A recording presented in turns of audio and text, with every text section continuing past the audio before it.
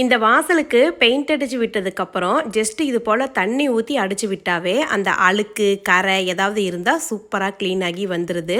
இன்னைக்கு காலையில் இந்த வாசலை க்ளீன் பண்ணுறது ஹஸ்பண்டோட வேலை. க்ளீன் பண்ணிக்கிட்டு இருக்காங்க. சுகஸ்திகா சைக்கிள் வாங்கினா பிடிச்சி அந்த சைக்கிள் சக்கரத்தோடையே கூட 2 சக்கரை வரும் பார்த்தீங்களா, அது வச்சு தான் இவ்வளோ நேரம் சைக்கிள் ஓட்டிக்கிட்டு இருந்தா. நேற்று அதெல்லாம் கழட்டி விட்டுட்டோம். அதெல்லாம் கழட்டிட்டு அப்படியே நீ சைக்கிள் ஓட்டு அப்படின்னு சொல்லி பழக்கி விட்டுக்கிட்டு இருக்கோம்.